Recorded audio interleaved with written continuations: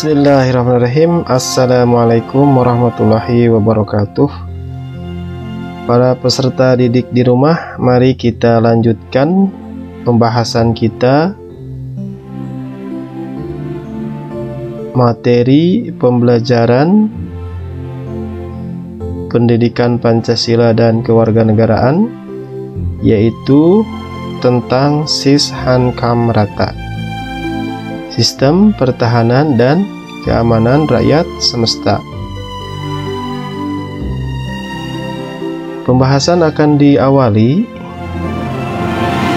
dari konsep dasar, komponen, pola perlawanan, kemudian macam-macam ancaman terhadap pertahanan dan keamanan. Konsep dasar Sishankamrata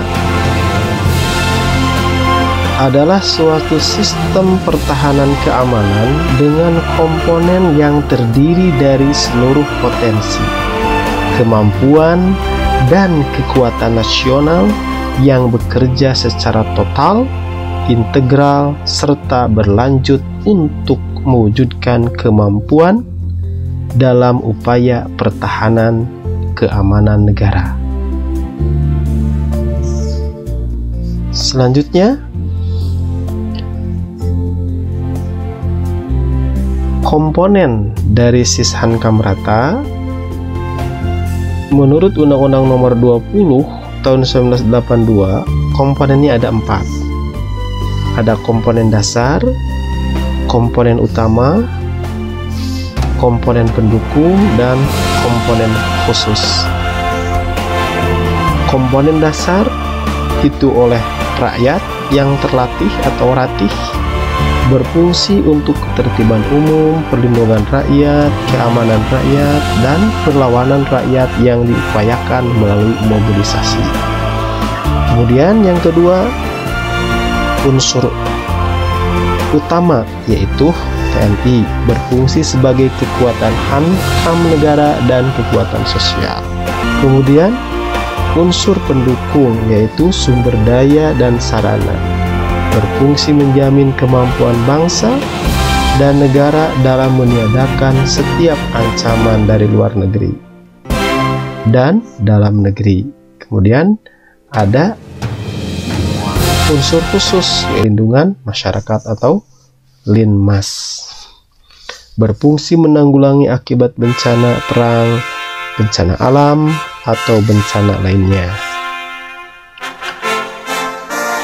Keempat unsur itu kemudian dirubah atau direvisi berdasarkan Undang-Undang Nomor 3 Tahun 2002 menjadi 3 unsur pokok dalam Sishankamrata. Unsur utama TNI Polri, unsur cadangan, kemudian unsur pendukung. Unsur utama adalah kekuatan pertahanan utama negara, TNI dan kepolisian. Kemudian cadangan adalah unsur TNI dan Polri yang menjadi cadangan. Dalam hal ini seperti bela negara dan lain-lain. Kemudian yang ketiga adalah unsur pendukung, yaitu masyarakat meningkatkan kekuatan dan kemampuan komponen utama dan komponen cadangan. Kemudian kekuatan perlawanan bangsa kita melalui perlawanan bersenjata dan perlawanan non senjata. Perlawanan bersenjata dilakukan oleh TNI dan Polri serta pasukan cadangannya. Kemudian perlawanan non senjata adalah oleh rakyat. Kemudian doktrin penyelenggaraan pertahanan dan keamanan rakyat semesta atau doktrin militer. Itu paling tidak ada 4 ya.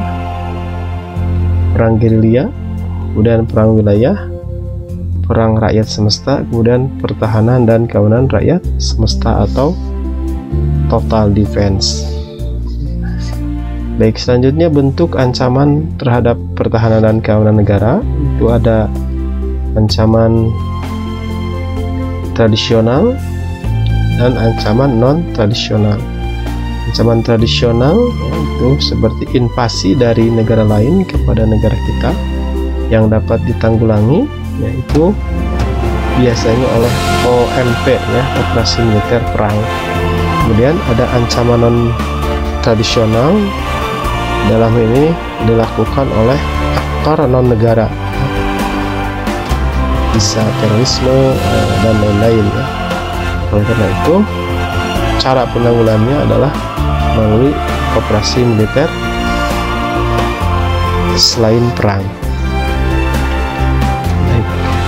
Selanjutnya, berdasarkan Perpres nomor 66 tahun 2019, operasi militer perang adalah segala bentuk pengerahan dan penggunaan kekuatan TNI untuk melawan kekuatan militer negara lain yang melakukan agresi terhadap Indonesia dan atau dalam konflik bersenjata dengan suatu negara lain atau lebih, yang didahului dengan adanya pernyataan perang dan tunduk pada hukum perang internasional. Kemudian, operasi militer selain perang adalah pengerahan kekuatan TNI untuk melaksanakan operasi militer yang bukan dalam rangka perang dengan negara lain, tetapi untuk melaksanakan tugas non-tempur seperti tugas kemanusiaan, menanggulangi akibat bencana, dan untuk kepentingan nasional lainnya, serta melaksanakan tugas tempur seperti mengatasi pemberontakan bersenjata, gerakan separatis, tugas mengatasi kejahatan lintas negara, dan tugas perdamaian.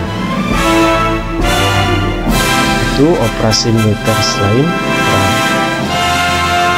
Baik, selanjutnya para peserta didik di rumah, kita akan melanjutkan pembahasan tentang strategi pertahanan dan keamanan berdasarkan pasal 30 Undang-Undang Dasar 45. Strateginya diawali dari pertahanan dan keamanan negara adalah hak sekaligus kewajiban tiap warga negara untuk turut berpartisipasi. Yang kedua, sistemnya adalah sishankamrata. Yang ketiga, TNI sebagai alat negara bertugas mempertahankan, melindungi, memelihara keutuhan dan kedaulatan negara. Kemudian yang keempat, Polri sebagai alat negara bertugas menjaga keamanan dan ketertiban masyarakat, melindungi, mengayomi masyarakat, serta menegakkan hukum. Dan yang kelima adalah ketentuan tentang TNI dan Polri diatur berdasarkan undang-undang tersendiri. Selanjutnya, ciri sishankamrata itu ada 3 paling tidak ya. Pertama, kerakyatan, orientasi pertahanan dan keamanan itu harus diabdikan oleh dan untuk kepentingan seluruh rakyat. Yang kedua adalah kesemestaan. Seluruh sumber daya nasional didayagunakan bagi upaya pertahanan. Dan yang ketiga adalah kewilayahan. Gelar kekuatan pertahanan dilaksanakan secara menyebar di seluruh wilayah negara kesatuan Republik Indonesia sesuai dengan kondisi geografis sebagai negara kepulauan. Para peserta di rumah, demikian yang bisa disampaikan, semoga bermanfaat. Wassalamualaikum warahmatullahi wabarakatuh.